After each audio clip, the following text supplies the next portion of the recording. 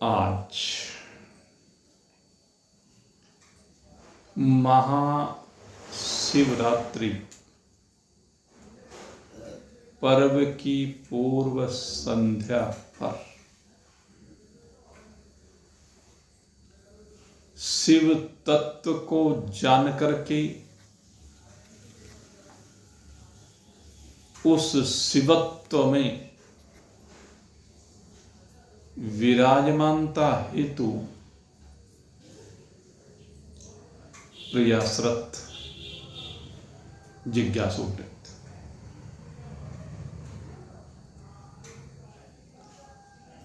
वेदांत दर्शन के दृष्टिकोण से ये महाशिवरात्रि का पर्व एक अत्यंत दिव्य पर्व है।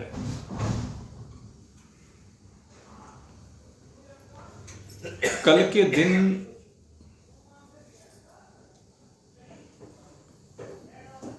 श्री शिव महापुराण में एक घटना हुई और उस घटना को ही शिव महारात्रि पर्व के रूप में हमने स्वीकार किया या उस दिन को स्वीकार किया या उस घटना को प्रतीकात्मक रूप से लेते हुए शिव तत्व की खोज का यह दिन निश्चित किया। आपने श्रवण किया या निशा सर्वभूता ताम जागृति ही संयम,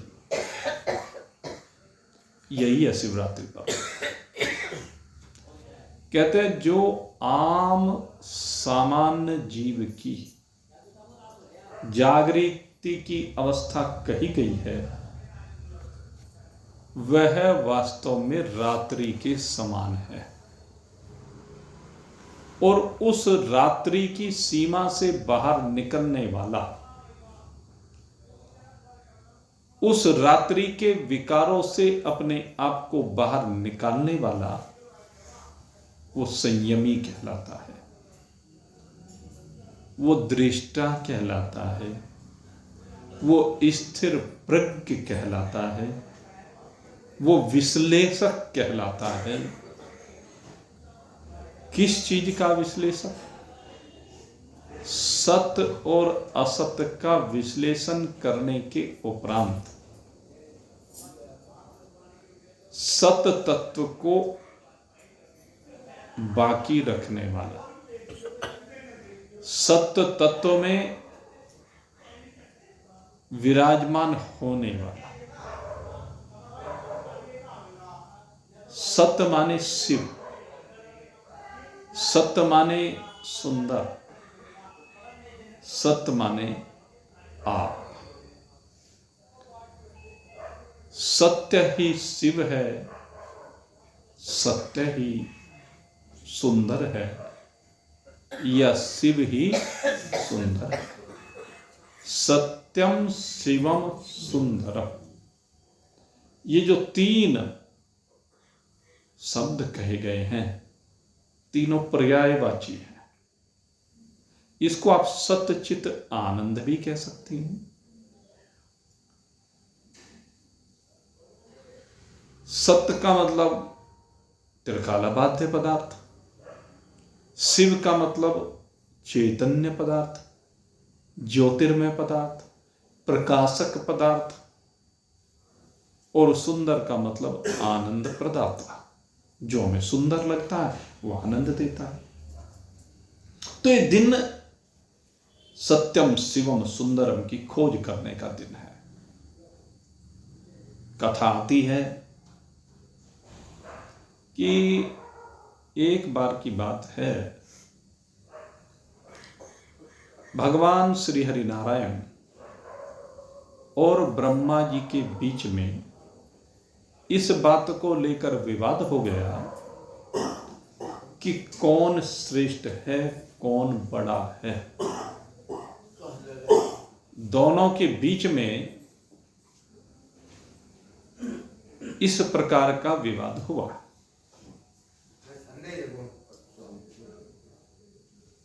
और इस विवाद के होने पर दोनों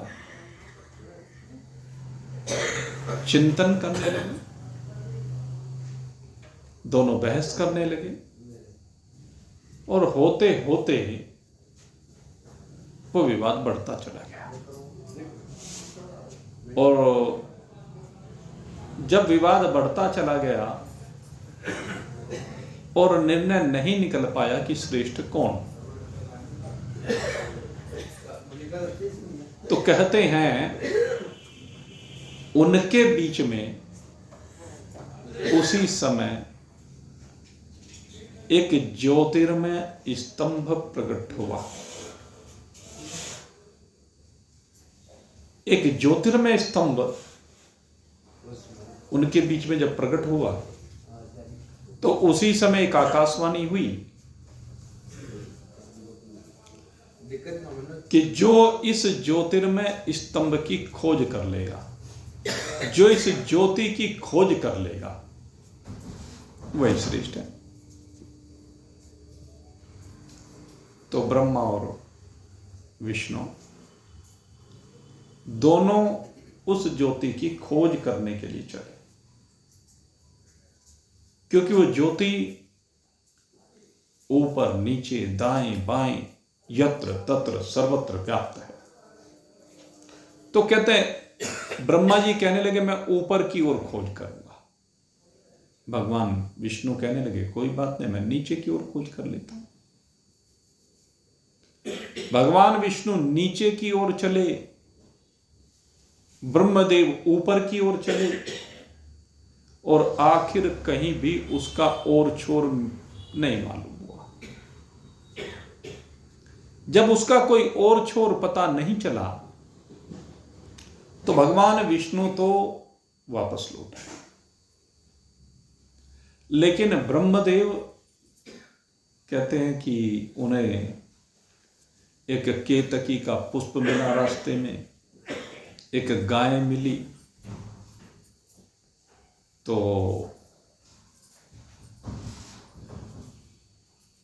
और छोड़ तो वो भी नहीं प्राप्त कर पाए, लेकिन दोनों रास्ते में मिली तो उन दोनों को भयभीत करके ब्रह्मदेव ने कहा कि तुम मेरे गवाह बन जाना और कहना कि इस ज्योतिर्स्तंभ के ऊपर हम विराजमान थे, कीर्ति का पुष्प उसको ऊपर चढ़ा हुआ था। तो खैर भगवान विष्णु आए, ब्रह्मदेव आए, और ब्रह्मदेव ने आकर कहा कि मैंने खोज कर ली, कहने इसलिए मैं श्रेष्ठ हूं और प्रमाण के रूप में दोनों को लेके आया हूं। भगवान विष्णु ने कुछ नहीं कहा। तो कहते हैं उससे ब्रह्मा जी का झूठ प्रकट हो गया। भगवान शिव ने भगवान विष्णु को श्रेष्ठ सिद्ध किया, और खैर ये तो एक घटना है, विषय है। मुख्य बात क्या है, हमारी गीता जी का जो ज्ञान है वो आज इसी स्थिति में पहुंच गया है।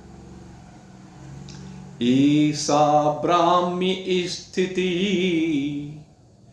पार्थ नैनाम प्राप्य विमोयते स्थित्वा श्यामंत काले ब्रह्म निर्वाणम रिच्छति। ईसा ब्राह्मी स्थिति कहते दो तत्व हैं या दो चैतन्य इस संरचना में हैं, एक ईश्वर है और एक जीव है।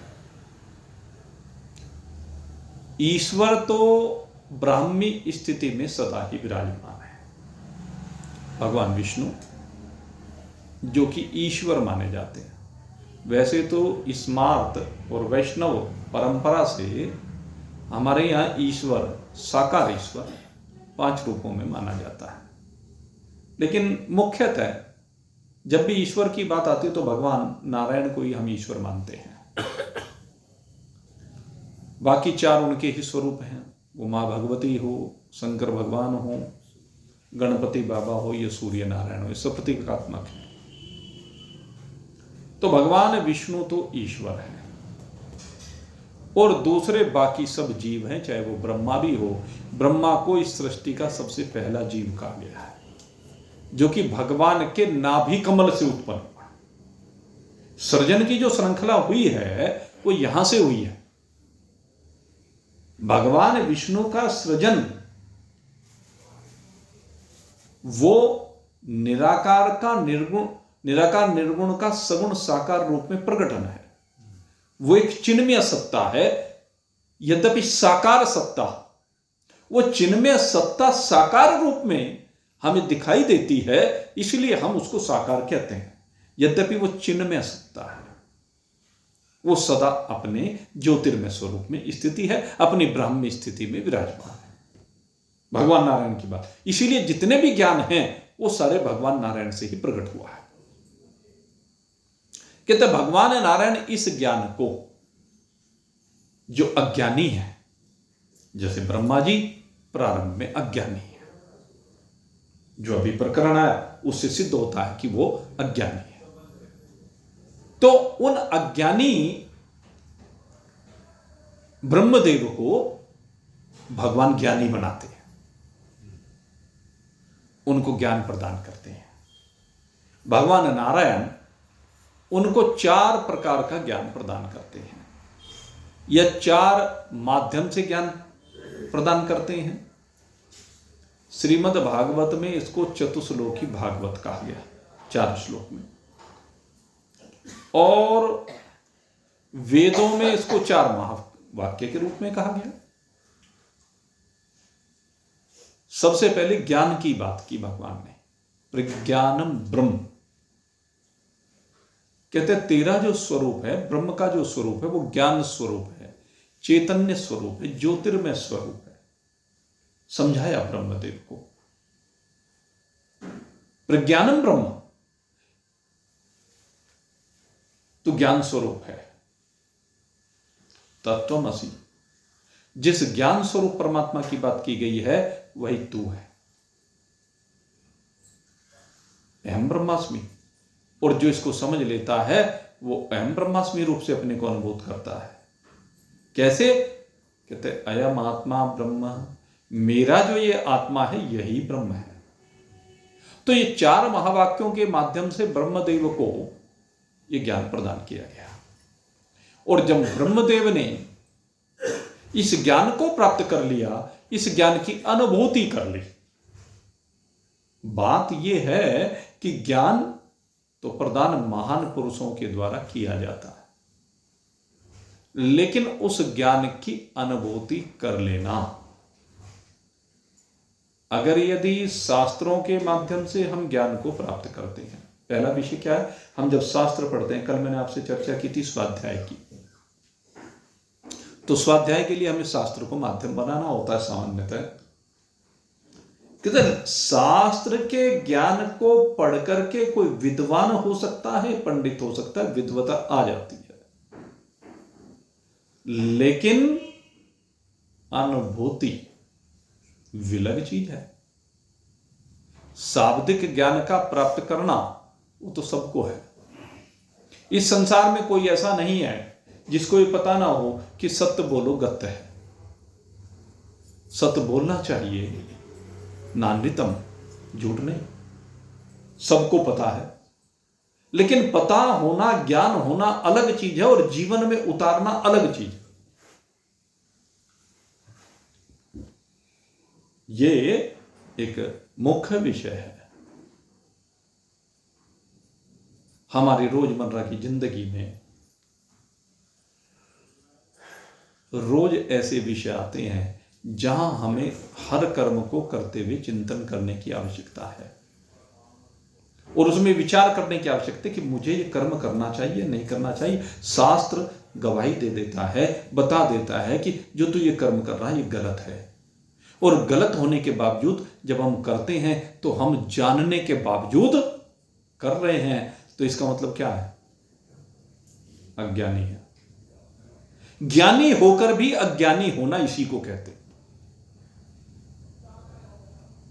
लालच में आकर के व्यक्ति, धन के प्रलोभन में आकर के व्यक्ति न जाने कितने प्रकार के छल कपट करता है, जबकि उसे पता है इसका फल मिलेगा, डेफिनेटली मिलेगा, पता है, लेकिन फिर भी कर रहा है। तो जब वो कर रहा है और जब उसका फल आता है तो फिर रोता है। अगर यदि वो जिस समय करने की बात आती है उसी समय सजग हो जाए कि नहीं, मुझे ऐसा नहीं करना, मुझे दूसरे के हक को नहीं मारना है, मुझे किसी के साथ छल कपट नहीं करना है, कोई हेरा फेरी नहीं। जैसे मान लीजिए, मैं आपको एक छोटा सा धार्मिक उसमें दृष्टांत दे रहा हूं। आप कहीं पर किसी धार्मिक कार्य से, संस्था के धार्मिक कार्य से कहीं पर जाते हैं, चलो और भी क्या, कथा के आयोजन के लिए जाते हैं, सीधे मैं उसी के ऊपर हूं। आप यहां से कथा के आयोजन के लिए चले, 2 व्यक्ति, 4 व्यक्ति, 6 व्यक्ति, जैसा परिस्थिति देखी। अब जब कथा के आयोजन की व्यवस्था करने के लिए जा रहे हैं तो वहां पर जिसके पास हिसाब हो, हिसाब के लिए एक आदमी को नियुक्त कर देंगे कि भाई ये व्यक्ति हिसाब रखेगा। अब वो व्यक्ति जब हिसाब रखता है, अब हिसाब रखा, वहां पर भाई बहुत तरह के खर्च होते हैं। पहले यहां से जाने का खर्च है, फिर वहां ठहरने का खर्च है, खाने पीने का खर्च है, वहां व्यवस्थाओं में पता नहीं कितने धक्के खाने पड़ते हैं, कैसे कैसे खर्च हो जाते हैं। अब उसने अपने पास सारा पैसा एक जगह पर रखा हुआ था, गिन के रख लिया। अब गिन करके जो पैसा रखा, अब वो मान लीजिए कहीं पर प्रसाद चढ़ाना पड़ा। अब हम मंदिर में जाएंगे, प्रसाद चढ़ाएंगे, कुछ धनराशि दान में देंगे, या कुछ और वहां पर हमारा करने को मन कर जाए तो वो कर दिया, मान लीजिए गरीब को, और हमने इकट्ठा उसमें रखा हुआ है, और बाद में जब हिसाब किया तो हमने देखा भाई इतने रुपए लेके चले थे, इतने रुपए खर्च हो गए, इतने बचे हुए, तो इतने रुपए खर्चे में डाल दो। कई बार अज्ञानवश हो जाता है, कई बार जानबूझकर में जा रहे तो खर्चा उसी में लिख दे, क्या फर्क पड़ता है। तो एक सोच तो ये है कि ये खर्च इसी में डाल दो, क्या फर्क पड़ता है, ये तो हम इसी के मध्य आ रहे हैं, इसी मध्य खर्च कर रहे हैं। तो एक सोच ये हो गई, और दूसरी सोच, नहीं भाई ये खर्च इसमें से मेरे मध्य हुआ, मैंने व्यक्तिगत रूप से किया, अपने विवेक से किया। संस्था ने नहीं कहा था कि यहां प्रसाद चढ़ाना है, संस्था ने नहीं कहा था कि मंदिर में जाके हाजिरी लगानी है तो ये चढ़ाना है।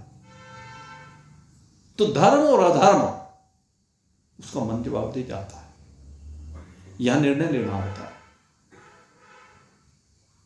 हमें यहां पर निर्णय दूसरी तरह का लेना चाहिए।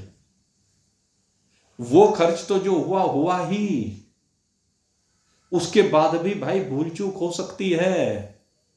भगवान ने जब सामर्थ्य दी है, वहां पर 50,000 रुपए खर्च हुए, हमें लगा कि 2,000 रुपए हमारे मध्य खर्च हुए, तो 2 के बजाय 3,000 रुपए अपने मध्य लिख दो। 47,000 रुपए खर्च में डालो, 3,000 रुपए अपनी जेब से डालो। ये होना चाहिए। दृष्टिकोण ये है तो सत्य है, पूर्ण सत्य है, नहीं तो कहीं ना कहीं अधूरापन है। उस अधूरेपन को हमें समाप्त करना होगा अपनी जिंदगी से, तभी हम कह सकते हैं कि सत्यम वद धर्मम चरः। ये जो उपनिषद में कहा गया है, ये हमारे ऊपर सटीक बैठता है। ये विश्लेषण का विषय, चिंतन का विषय, जीवन में उतारने का विषय, अनुभूति इसे कहते हैं। हिसाब तो 50 का ही बन रहा है,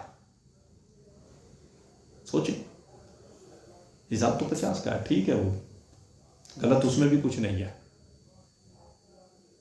भाई कथा के मध्य जा रहे हैं, कथा की तरफ से हाजिरी लगा दी, उसमें कोई बुराई नहीं है। लेकिन अगर उसमें हम अपना दृष्टिकोण ये लगा दें तो सोने में सुहागा हो जाता है। तो ये छोटी छोटी बातें हैं जिनका जीवन में ध्यान रखना आवश्यक है।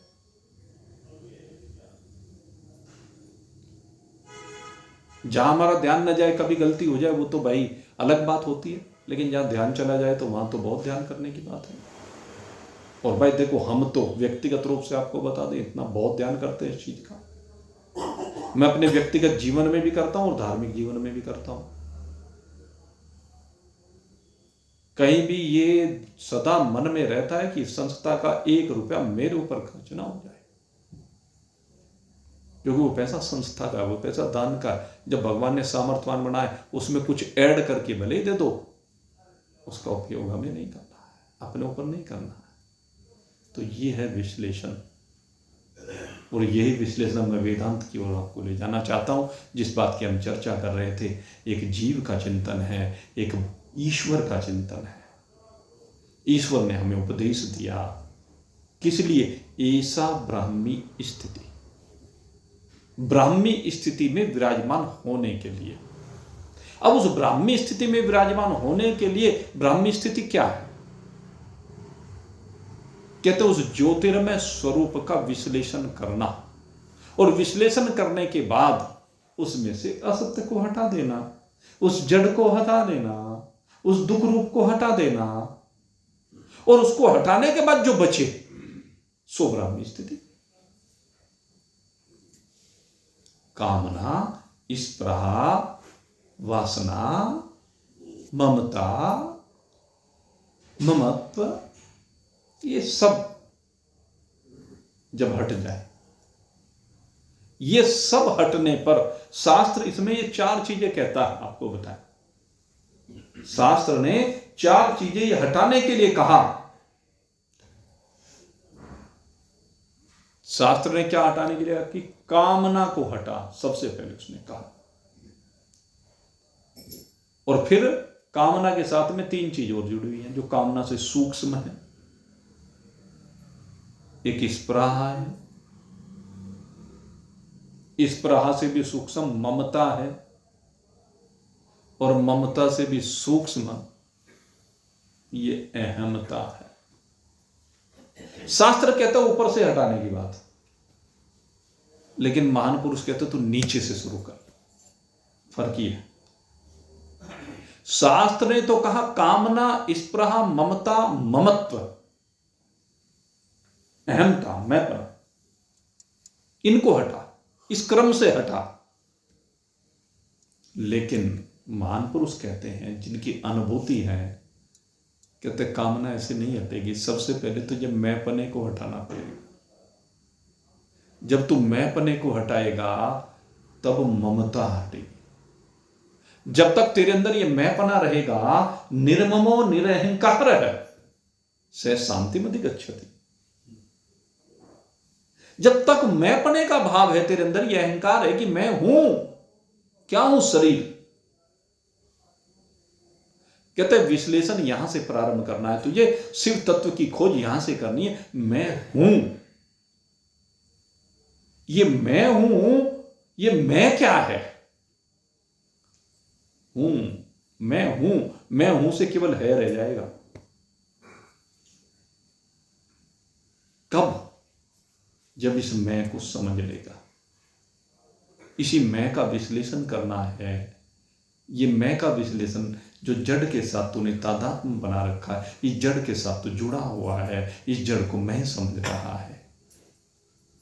इस स्थूल शरीर की बात हो, चाहे सूक्ष्म शरीर की बात हो, चाहे कारण शरीर की बात हो, ये इन तीनों शरीरों को जो तूने मैं समझा है, और फिर इन शरीर के साथ ही ममता जुड़ी हुई है। ममता क्या है? शरीर है तो ममता है, शरीर नहीं तो कैसी ममता? सोचिए, कोई जीव आज घर में आया हुआ है बालक के रूप में, तो ममता हो जाती है कि नहीं हो जाती? उससे मोह हो जाता है कि नहीं हो जाता है? प्रेम हो जाता है कि नहीं हो जाता है? उसके लिए कुछ करने का मन करता है कि नहीं करता है? और जब वो नहीं था, थी कोई ममता उसके प्रति,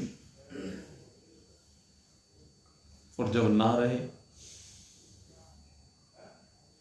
फिर भी ममता रहेगी क्या? कुछ दिन स्मरण रहेगा, उसके बाद जयराम जी की, चाहे कोई कैसा भी संबंधी हो, छूटने के बाद कुछ समय के बाद सब भूल जाते, अपनी अपनी दिनचर्या को। फिर पहले दिन का शोक अलग होता है, चिता तक जाने का शोक अलग होता है, फिर कर्मकांडिक प्रक्रियाओं तक 13वीं का शोक अलग तरह का होता है, और फिर भूल भलैया प्रारंभ हो जाती है। फिर फॉर्मलिटी है, बाद में जाकर पर्व है, वही पर्व बन जाते हैं, महान पुरुषों के अवतरण दिवस, पुण्यतिथियां या परिवार की। फिर तो भाई पुण्यतिथि आ रही, चलो भाई वहां फलानी जगह पे जाके अपना घर में चलो, गौशाला में चलो, या घर पे ही चलो भाई भंडारा कर दो, तो उत्सव बन गए कि नहीं बन गए? यही होता, यही प्रक्रिया है। तो ये जो ममत्व है, मेरापन, ये जो ममता है, कि दूसरे नंबर पर इसको खत्म करना। और अगर ये देखा जाए तो अगर मैंपन खत्म हो गया तो ममता किसकी होगी फिर? जब शरीर ही नहीं, शरीर से लगाव नहीं, तो शरीर के संबंधियों से क्या लगाव, शरीर के संबंधियों से क्या चिपकाओ?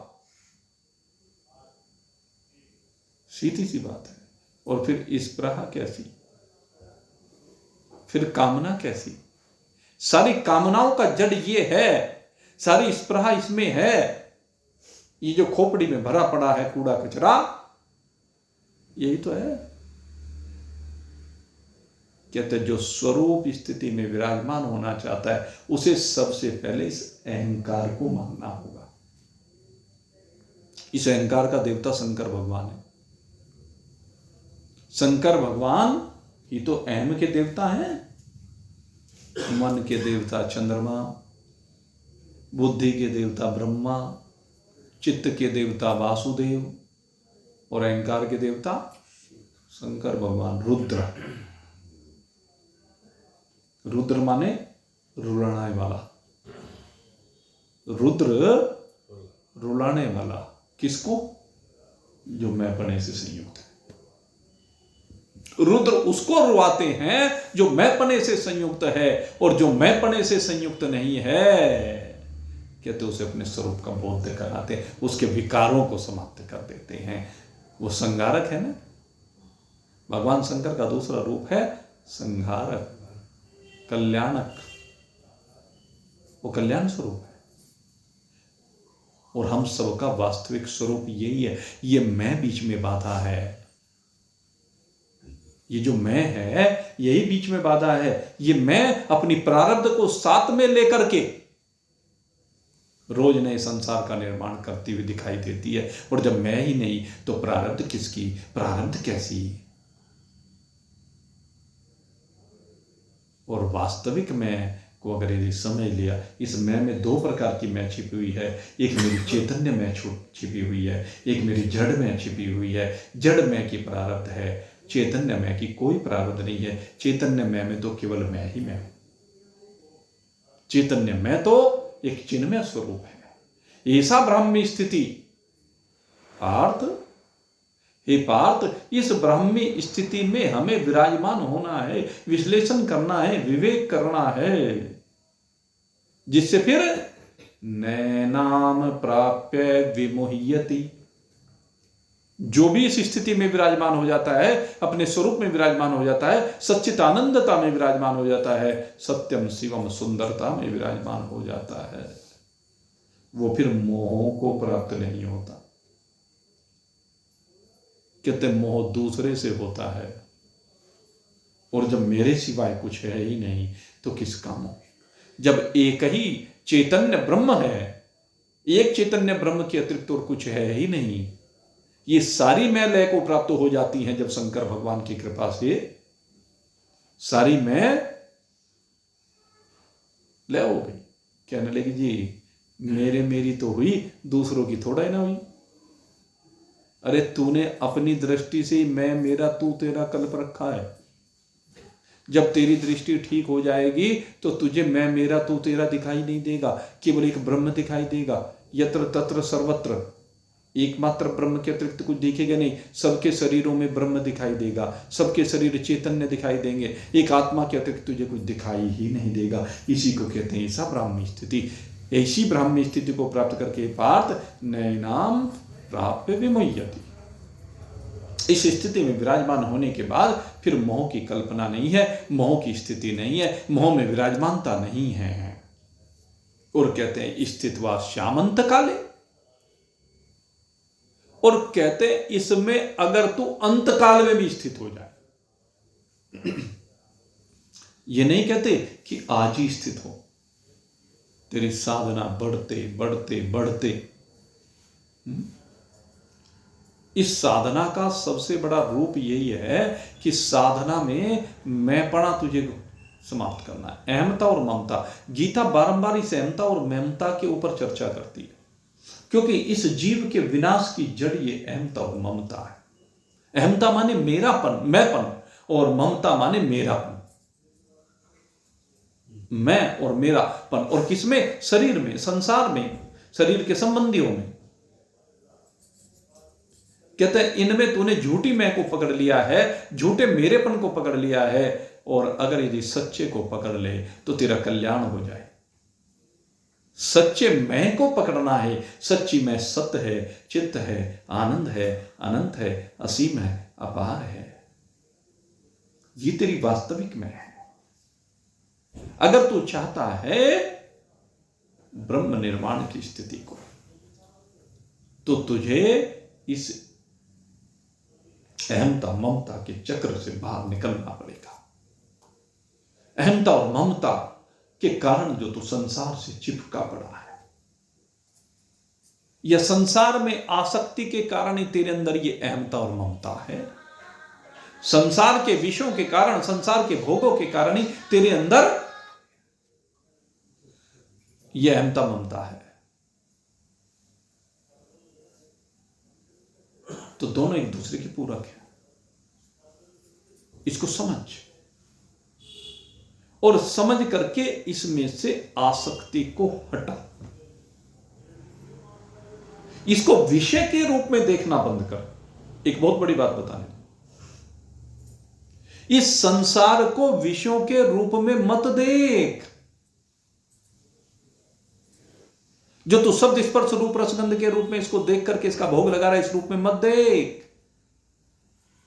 इन विषयों को भी ब्रह्म रूप देख।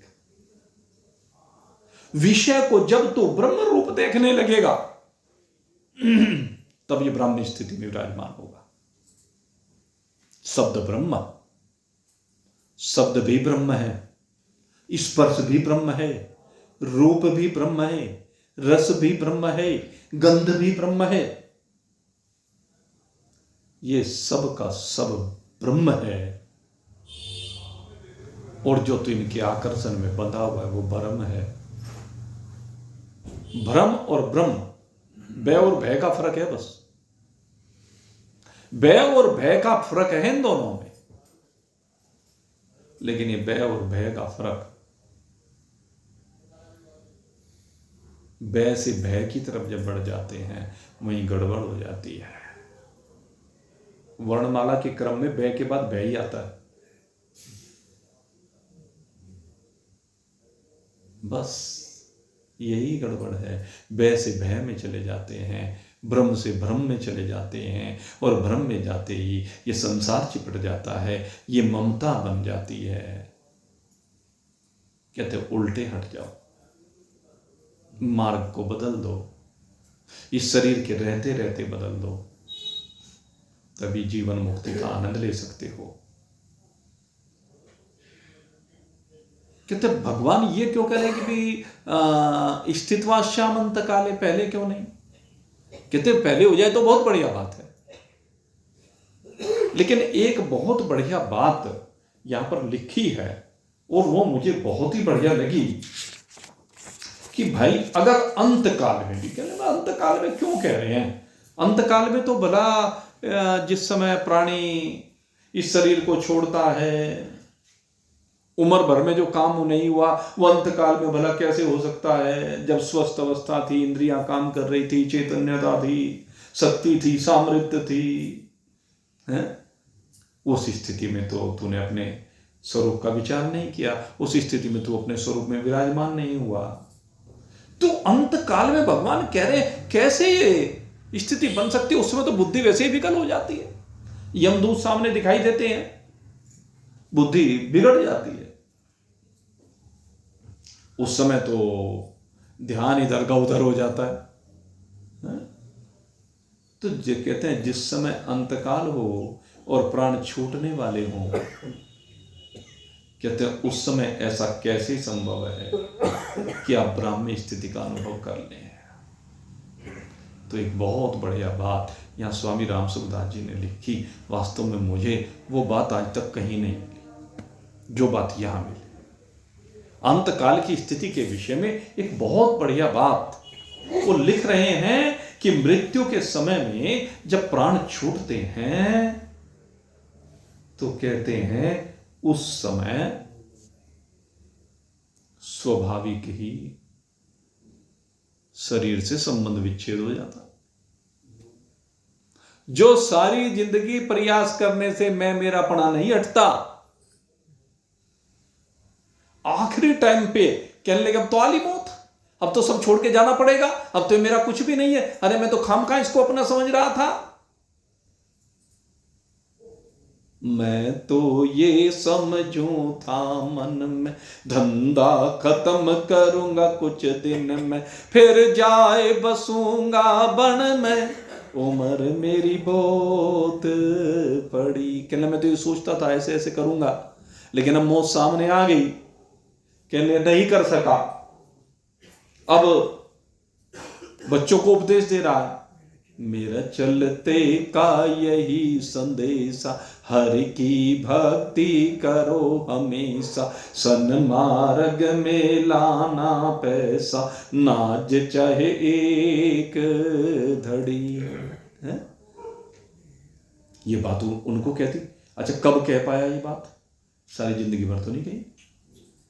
अंत समय में मुझे ये भजन एकदम स्मरण आ गया। जब स्वामी जी ने बात कही तो मेरी समझ में ये बात एकदम बैठी। भाई अब कह रहा है देखो ये क्यों कह पा रहा है, क्योंकि अब इसका धन से, जिस धन से चिपक कर के रहा, जिस धन को न जाने किस किस प्रकार से इसने एकत्रित किया, अब उस धन से इसका संबंध छूट रहा। अब इसकी समझ में आ गया भाई ये धन इस काम के लिए नहीं था, खजाने में भरने मात्र के लिए नहीं था, ये धन जोड़ जोड़ करके इकट्ठा करने के लिए, केवल परिवार के ऊपर लगाने के लिए नहीं था, परमार्थ में खर्च करने के लिए था। तो परमार्थ का उपदेश उन्हें दे रहा है। इसका मतलब अब उसे बोध हो गया चलते हुए, ये तो सब छूट रहा है। कहने भाई मैं तो नहीं कर सका, तुम कर लेना, मैं तो उपदेश देके जा रहा हूं। मेरा चलते का यही संदेश है, हरि की भक्ति करो हमेशा। एक बात तो कहा, हरि की तरफ ध्यान लगाओ। दूसरे सन्मार्ग में लाना पैसा, आपका पैसा सन्मार्ग में अवश्य लगना चाहिए। आप अपने बच्चों का पालन कर रहे हैं, बहुत बढ़िया बात है, लेकिन अपने बच्चों के पालन के साथ साथ सन्मार्ग में अपने पैसे को जरूर लगाना चाहिए।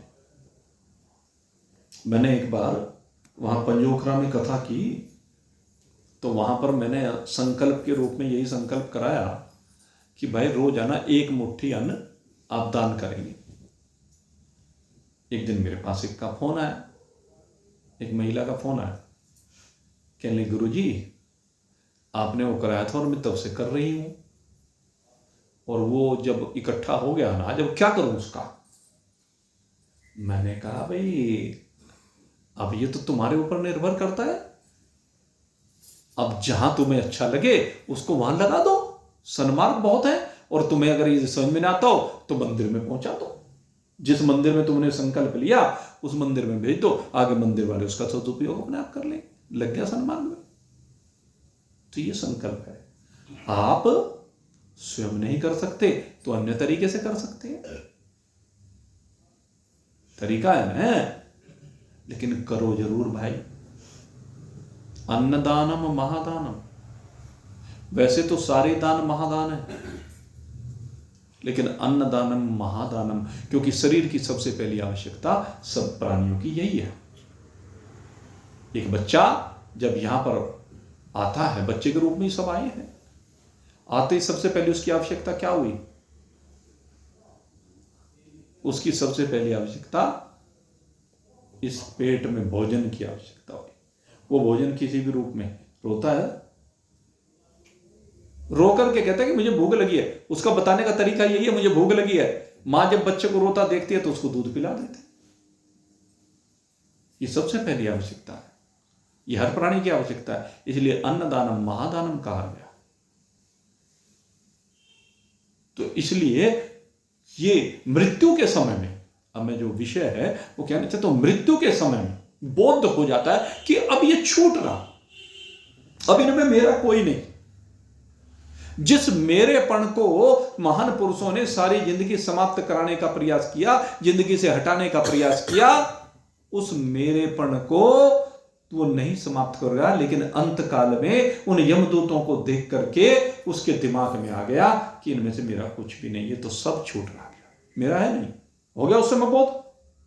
और दूसरे जिस शरीर को सदा मैं समझता रहा, कि शरीर भी छूट रहा, कि तो शरीर भी छूट रहा है, शरीर में जो मैं पने का बोध था वो भी उस समय पर खत्म हो जाता है। और उस समय एहसास होता है कि भाई सत्य तो एक परमात्मा है। इसलिए कहते हैं भगवान स्थितवा श्याम अंत काल, अगर कोई अंत काल में भी इस मैं और मेरे पने का त्याग कर देता, वैसे तो कहा यम यम वापी स्मरण भावम त्यजन्ते कलेवरम, जरूरी नहीं कि वो खरीदे उन यमदूतों को देख करके, लेकिन कहते हैं ये पॉसिबल है आराम से। क्योंकि किसी ने महाराज जी से प्रश्न किया कि महाराज जी भला अंतकाल में भी ऐसा हो सकता है क्या, कैसे संभव है? कहने लगे ऐसे संभव है भाई, अंतकाल में उसे इस बात का बोध हो जाए कि भाई ये तो बिल्कुल बहुत आसान है, अब तो शरीर छूट रहा है, ये शरीर में से मैंपना हट गया, अब तो परिवार छूट रहा है, उसमें से मेरापना हट गया, धन छूट रहा है, उसका लोभ छूट गया, कहले सारे विकार उस समय छूट जाए एकदम, और उसे पता चल जाए कि एक परमात्मा ही सत्य है, और उस परमात्मा में उसी क्षण स्थित हो जाए। ये ऐसे कहते हैं ब्रह्म ज्ञान होने में बस जितनी देर में चुटकी बजती है इतने ब्रह्म ज्ञान, इतने में प्राण निकलते हैं, तो इतने में बोध हो सकता है। अपने स्वरूप का बोध इतने में भी हो जाता है, और जिन्होंने ब्रह्म ज्ञान का सत्संग किया है उनके लिए बहुत आसान है। अगर वो पूरे जन्म मैं मेरेपने को नहीं छोड़ पाए तो, लेकिन अंत काल में तो उन्होंने सुना हुआ अरे मैं तो ब्रह्म हूं, उस समय ये स्मरण हो जाए और वहीं की वहीं अपनी चैतन्यता में विराजमान हो जाए। शरीर झूठा है मेरा, ये परिवार झूठा है, बस सच्चा मैं हूं, हो गया काम। स्थित्वा अश्याम अंत काले ब्रह्म निर्वाणम रिच्छति, तो कहते हैं अंत काल में भी जो इसमें स्थित हो गया वो ब्रह्म निर्वाण को प्राप्त हो जाता है। महान पुरुष जीवन पर्यंत यही शोधन कराते हैं, यही विश्लेषण कराते हैं, और जो भी महान पुरुषों ने ज्ञान प्राप्त परमात्मा से किया है उसी ज्ञान को अपने शिष्यों को प्रदान करते हैं। ये ज्ञान जो आपको आप में स्थित कराता है, ये ज्ञान जो आपको आपकी असीमता का बोध कराता है, अनंतता का बोध कराता है, आपकी सत्य स्वरूपता का बोध कराता है, आपको शिव तत्व में विराजमान कराता है। ये ज्ञान है, तो इस ज्ञान में आप विराजमान हो। शिवरात्रि के इस पर्व पर मैं आप सभी के लिए बहुत बहुत हार्दिक शुभकामनाएं अर्पित करता हूं, और भगवान सदा शिव जो घट घट वासी हैं, जो सब में चैतन्य रूप से विराजमान हैं, उनसे प्रार्थना करता हूं कि आप सबको अपनी चैतन्य स्वरूपता का बोध कराएं। इन्हीं शुभ भावों के साथ आज का सत्संग अब यहीं पर विश्राम को प्राप्त हो रहा है, और अब सोमवार को पुनः यहाँ पर सत्संग होगा। कल के बारे में मैंने आपको पहले भी बताया था कि कल शिवरात्रि के उपलक्ष्य में श्री मंदिर हनुमान टीला पर एक संकीर्तन का आयोजन किया गया महाकालेश्वर जी के उसमें, तो वहाँ पर आप सब लोग सादर निमंत्रित हैं। और वो कार्यक्रम रात्रि 12 बजे तक चलेगा, 7 बजे प्रारंभ होगा। तो 8 बजे चलने का प्रोग्राम है। अगर किसी का मेरे साथ चलने का प्रोग्राम हो तो चल सकते हैं भाई इकट्ठे यहीं से, ठीक है। बोलिए सच्चिदानंद भगवान की। और अब अन्नपूर्णा का जो प्रसाद आज बनवाया हुआ है वो सब ग्रहण करेंगे और यहीं पर विश्राम।